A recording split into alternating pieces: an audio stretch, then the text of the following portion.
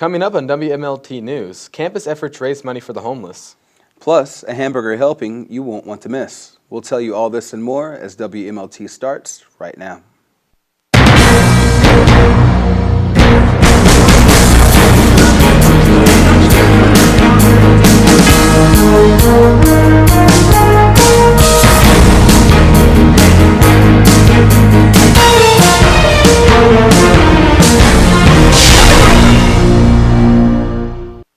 Hello and welcome to WMLT News. I'm Brock Hess. And I'm Joe Fadley. The White House announced Tuesday that they will be slowing troops withdrawal from Afghanistan. President Obama, in a press conference, said, quote, "Afghanistan remains a very dangerous place," end quote. The Afghan President Ashraf Ghani visited the White House for the first time since his election 6 months ago to ask President Obama to slow the withdrawal. The original plan was to have 5,500 troops out of the landlocked republic by the end of 2015. However, now there will be almost 10,000 troops left in Afghanistan, until at least 2016. While the withdrawal is scheduled to continue until there are only roughly 1,000 troops left near the United States Embassy for security reasons, it will be slowed to allow more training for the Afghanistan nation security forces.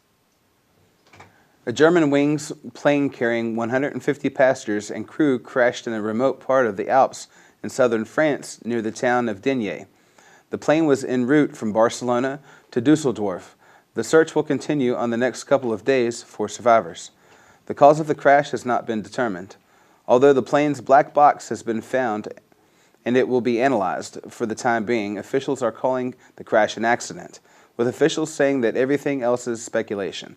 The plane was flying at its normal altitude of 38,000 feet before rapidly descending. It eventually lost contact with French radar after dropping below 6,000 feet. There has been no word if there are any survivors. The popular internet company Google may soon be adding cell service to the list of services that they offer. The service will weave together the cellular networks of T-Mobile and Sprint and available Wi-Fi networks, picking the best at any moment and location to improve the overall quality of calling and internet access.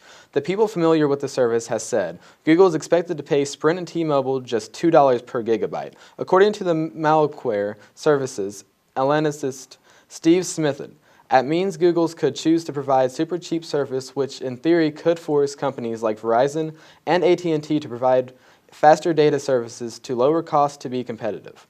Google Senior Vice President for Products, Sunday Perskia, said Google Network may launch as soon as the end of March, but only for the Motorola Nexus 6.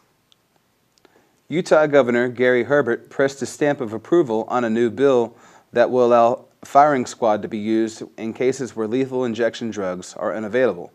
While lethal injection will remain the primary method for execution, due to the recent supply restriction from the European Union embargo, should the drugs not be available 30 days before the scheduled execution date, inmates would be killed by firing squad. 34 states allow for capital punishment, and while states like Washington and Florida allow for alternatives such as hanging or electrocution, Utah would be the only state to allow a firing squad as an alternative. The bill's sponsor, Republican Representative Paul Ray, has argued that due to the recent headline-making botched lethal injections, firing squad could offer a humane backup. Stay tuned, there will be more WMLT after the break.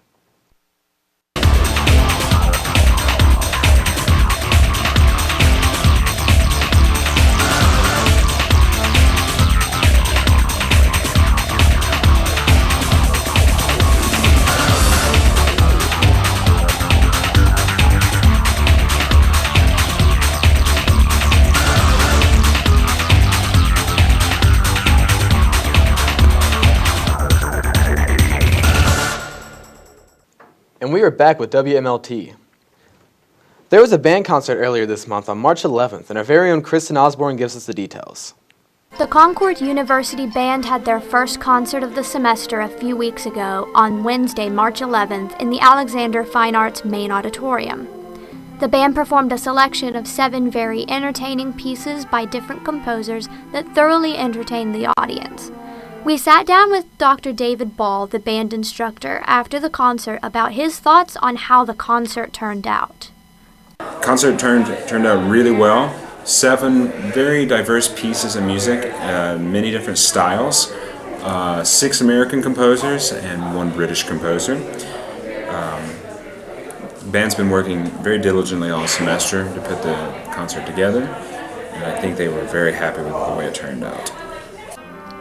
Dr. Ball also states that the band will be going on a recruitment tour later in the semester to help influence students in high school and middle school to think about considering Concord as their college of choice.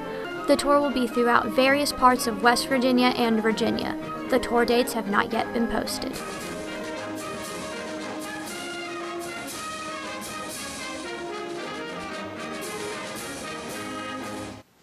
The days of spring have finally come, but the thawing snow had lasting effects on the roads of Mercer County. Our very own Sam Wright covered winter's final laugh. The roads of towns in Mercer County finally gained some friction, but lost something more imperative as the final snowstorm came to a close. Potholes emerged frequently on southern West Virginia's country roads and became a huge concern to drivers and their cars. In Athens, West Virginia alone, there had been tires exploding on contact with the holes. Athens resident Ray Eisel spoke on the matter, or lack thereof, on the streets. I feel like it's going to be temporary because just being around this area for so long, we've had so many roads that were clearly patched over and over and over again. Like the main road into Princeton. But they recently completely redid all that. It's a huge improvement. So I think the patches are just going to probably in the long run cause more potholes to occur. And they're just going to have to keep patching and patching until they redo everything again.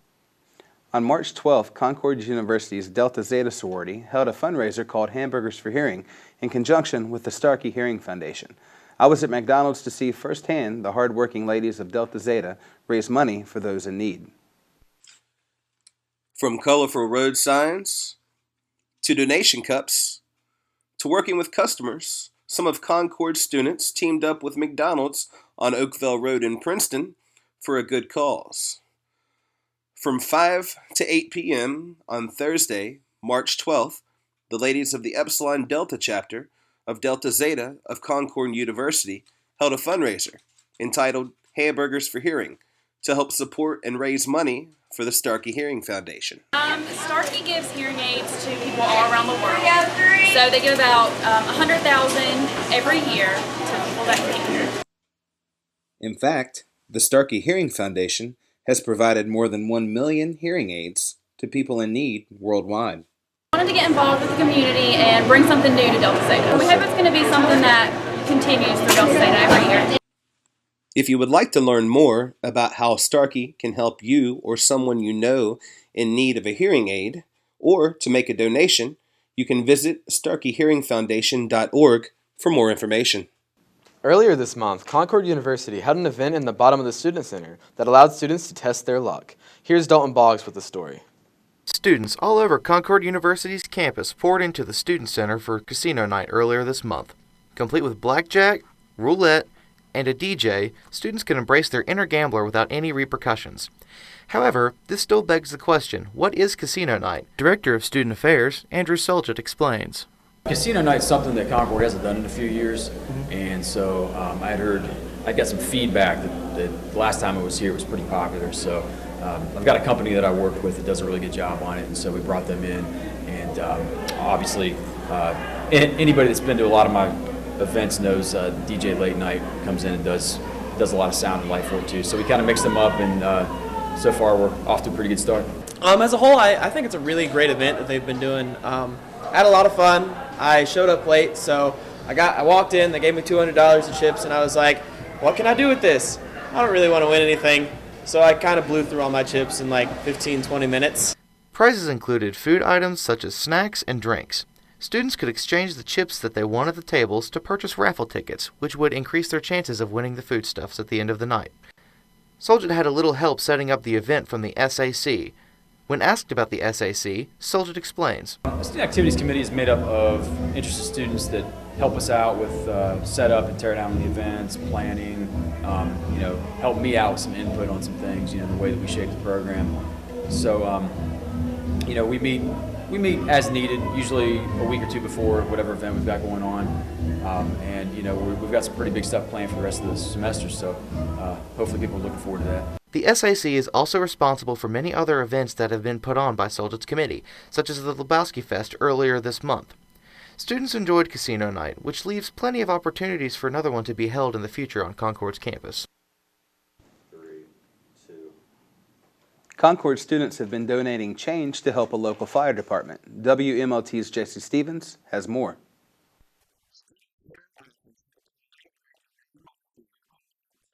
Throughout the month of March, the Rho Alpha Sigma fraternity has been hosting a fundraiser called More Money, More Blankets.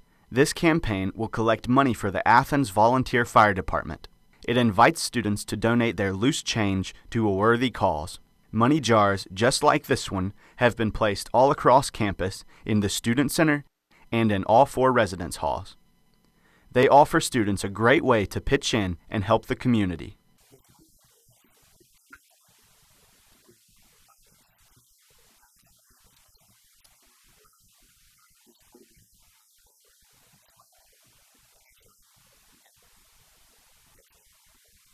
The More Money, More Blankets campaign is not just about the cash.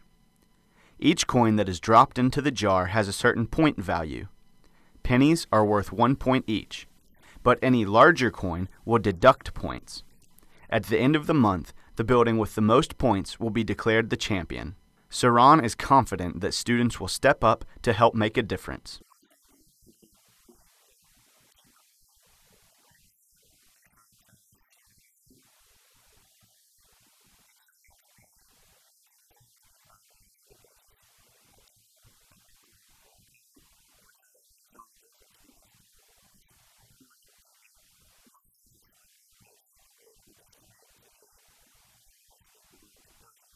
While all of the money collected in the program will go to the Athens Volunteer Fire Department, the building that has the most points will win an ice cream social. And for the latest headlines in sports, here's Sam Wright. March Madness continues to be everything the name represents as complete turmoil has enveloped within the nationwide tournament. The Big 12 Conference, which was represented well by having 6 teams seeded at 11 or higher, limped through the second round with one Oklahoma Sooners team now in the Sweet 16.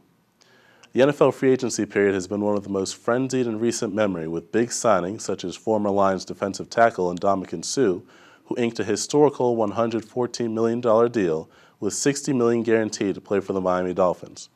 The Philadelphia Eagles have traded star player LaShawn McCoy, who has played his entire football career in the state of Pennsylvania, to the Buffalo Bills for linebacker Kiko Alonso, who happens to be a former college player of head coach Chip Kelly's.